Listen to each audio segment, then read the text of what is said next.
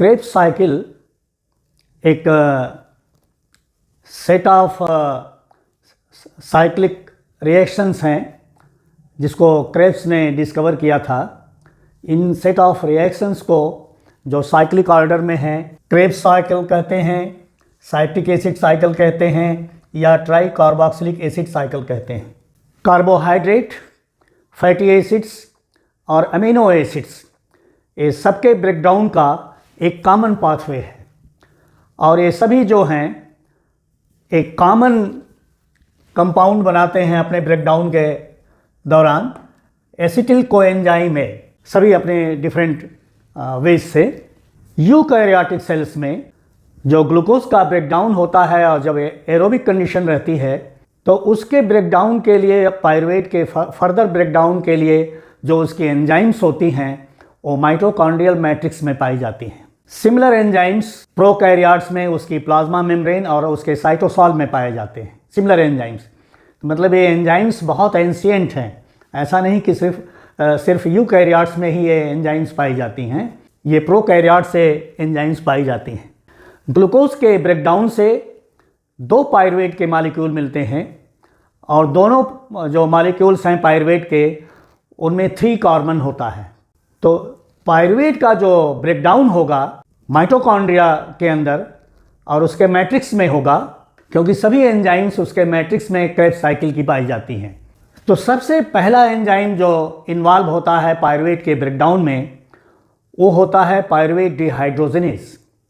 एक large enzyme complex है जिसमें करीब 60 एंजाइम्स इन्वॉल्व्ड हैं पायरुवेट डिहाइड्रोजिनेज में। ये एंजाइम कैटलाइज करती है पायरुवेट के ऑक्सीडेशन को और पायरुवेट के ऑक्सीडेशन जो रिएक्शन होता है उसमें डीकार्बोक्सिलेशन होता है, उससे कार्बन निकलता है जो, क्योंकि सारी एनर्जी जो है वो ग्लूकोज की उनके कार्बन बॉन्ड्स में है। तो इस डीकार्बोक्सिलेशन जो कि उसका ऑक्सीडेशन हो रहा है पायरुवेट का, तो पायरुवेट से 2 हाइड्रोजन निकलेगा।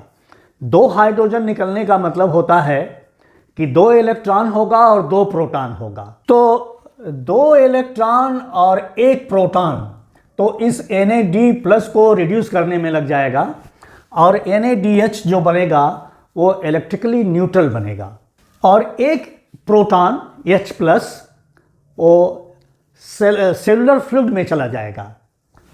तो इस तरह से पायरुवेट का जो है ऑक्सीडेशन होगा और एक कार्बन जो है कार्बन डाइऑक्साइड के फॉर्म में रिलीज हो जाएगा पायरुवेट से। तो पायरुवेट में ये 3 कार्बन है, देखिए 1 2 3 कार्बन से 1 कार्बन तो रिलीज हो गया, बचे अब 2 कार्बन और कोएंजाइम ए जो है इसके साथ एसोसिएट हो जाएगी और एसिटिल कोएंजाइम ए बनेगा। ये acetyl coenzyme A oxalo acetate से कंडेंसेशन रिएक्शन करेगा और इसके कंडेंसेशन रिएक्शन से 2 कार्बन यहाँ एसिटिल कोएंजाइम ए के 2 कार्बन और 4 कार्बन ऑक्सैलो एसीटेट के, तो ये मिलके 6 कार्बन साइट्रेट बनाएंगे। ये साइक्लिक सेट ऑफ रिएक्शन है। तो इस साइक्लिक सेट ऑफ रिएक्शंस में ये 6 कार्बन है।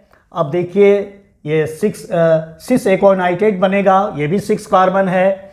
इससे बन जाएगा आइसोसाइट्रेट, वो भी 6 कार्बन है। अब यहाँ आइसोसाइट्रेट का ऑक्सीडेशन होगा, ये फर्स्ट ऑक्सीडेशन इसमें आ जाएगा यहाँ पर। तो ये Na++ को रिड्यूस करेगा, आइसोसाइट्रेट तो ऑक्सीडाइज होगा और Na++ जो है रिड्यूस हो जाएगा और ये NaDH बना देगा और 1 कार्बन इसका निकल जाएगा in the form of carbon dioxide. फिर इसका जो बनेगा ये 5 कार्बन अल्फा कीटोग्लूटरेट बनेगा, ये 5 कार्बन कंपाउंड होगा और इसका भी ऑक्सीडेशन होगा। तो ये भी अपने 2 हाइड्रोजन देगा और उसमें भी ये NAD+ जो है वो रिड्यूस होके NaDH बनाएगा और 1 कार्बन यहाँ भी निकल जाएगा CO2 के फॉर्म में। तो अब तक देखिए जो माइटोकॉन्ड्रिया के अंदर मैट्रिक्स में जो रिएक्शंस होंगे, पायरुवेट का जो ऑक्सीडेशन होगा, एक पायरुवेट मॉलिक्यूल है और इसके ऑक्सीडेशन से पहला तो एसिटिल को ए बनने से पहले ही रिलीज हो गया, दूसरा कार्बन यहाँ रिलीज हो गया और तीसरा कार्बन यहाँ रिलीज हो गया। तो पायरुवेट के एक पायरुवेट से देखिए 3 कार्बन रिलीज हो गए और पायरुवेट में 3 ही कार्बन थे। इसके बाद जो कन्वर्जन होगा ये सक्सिनिल कोएंजाइम ए होगा, और यहाँ पर सबस्ट्रेट लेवल पर ये जो है GDP से GTP बनाएगा, और 1 GTP का मतलब हो गया 1 ATP का फॉर्मेशन। तो सबस्ट्रेट लेवल पर 1 ATP का फॉर्मेशन हुआ। सक्सिनेट क्रेब्स साइकिल की सभी एंजाइम्स मैट्रिक्स में पाई जाती हैं, सिर्फ एक एंजाइम जो है सक्सिनेट डिहाइड्रोजिनेज, ये माइटोकॉन्ड्रियल इनर मेम्ब्रेन में पाई जाएगी। माइटोकॉन्ड्रियल इनर मेम्ब्रेन में पाए जाने के कारण ये जो इसका ऑक्सीडेशन होगा सक्सिनेट का, और जो वहाँ से 2 हाइड्रोजन निकलेगा, उनके 2 इलेक्ट्रॉन्स को ये सीधे इलेक्ट्रॉन ट्रांसपोर्ट चेन को ट्रांसफ़र करेगा। तो ये FAD को रिड्यूस करेगा और FADH2 बनेगा।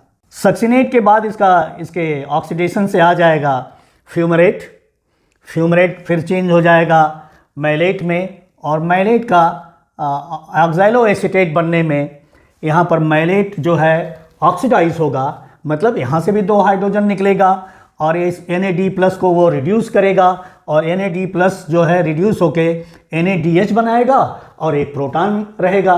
तो ये जो सारे इलेक्ट्रॉन्स जो ऑक्सीडेशन से इस साइकिल में जगह जगह पर रिलीज हो रहे हैं, वो सब के सब इलेक्ट्रॉन्स इलेक्ट्रॉन ट्रांसपोर्ट चेन के थ्रू मॉलिक्यूलर ऑक्सीजन तक जाएंगे, और मॉलिक्यूलर ऑक्सीजन को ये इलेक्ट्रॉन्स रिड्यूस करके वाटर बनाएंगे। इस इलेक्ट्रॉन्स के इलेक्ट्रॉन ट्रांसपोर्ट चेन के थ्रू जाने में मैक्सिमम एनर्जी रिलीज होगी। तो आप देखिए कि ग्लूकोज के ब्रेकडाउन से 2 पायरुवेट बनता है ग्लाइकोलिसिस में, और वो पायरुवेट जो होता है वो साइटोसॉल में रहता है। वही पायरुवेट जो है ट्रांसपोर्ट होके माइटोकॉन्ड्रियल मैट्रिक्स में आता है, और वहाँ पर क्रेब्स साइकिल का फॉर्मेशन होता है, उसके थ्रू इसका ब्रेकडाउन होता है। तो पायरुवेट में 3 कार्बन, और तीनों कार्बन रिलीज हो गए कार्बन डाइऑक्साइड के फॉर्म में, 2 3। तो यह तो एक पायरुवेट का फेट हो गया जब एरोबिक रेस्पिरेशन हो रहा है। अब बने हैं ग्लूकोज में 6 कार्बन थे, और 6 कार्बन से 2 पायरुवेट बने हैं, तो दूसरे पायरुवेट का भी रेस्पिरेशन में यही फेट होगा। कहने का मतलब ये कि ग्लूकोज में 6 कार्बन थे, और 6 के 6 कार्बन जो है कार्बन डाइऑक्साइड के फॉर्म में रिलीज हो गए इस ऑक्सीडेशन रिडक्शन रिएक्शन में। फिर क्या मिला पोटेंशियल एनर्जी। इलेक्ट्रॉन्स मिल गए, कार्बन डाइऑक्साइड मिल गई, और बचा पोटेंशियल एनर्जी। और ये पोटेंशियल एनर्जी प्रोटॉन पंप में हेल्पफुल होगी, प्रोटॉन को पंप करके प्रोटॉन का ग्रेडियंट बनाएगी, जिसको इलेक्ट्रॉन ट्रांसपोर्ट चेन यूज़ करेगा ATP के फॉर्मेशन में। सब मिलाकर एक पायरुवेट से देखिए 1 NADH, 2 NADH, 3 NADH और ये 4 NADH पूरा मिला। तो एक पायरुवेट से 4, तो 2 पायरुवेट से 8, और यहाँ FADH 2 साइकिल होगी, तो 2 साइकिल से 2 FADH2, तो 8 मिल गए NADH और 2 मिल गए FADH2। और ग्लूकोज के ब्रेकडाउन में 2 NADH मिले थे। जब ग्लिसरॉल्डिहाइड 3 फॉस्फेट का ब्रेकडाउन होता है और दोनों ग्लिसरॉल्डिहाइड 3 फॉस्फेट 2 पायरुवेट का फॉर्मेशन करते हैं, तो एक पायरुवेट के फॉर्मेशन में एक NADH और दूसरे पायरुवेट के फॉर्मेशन में दूसरा NADH।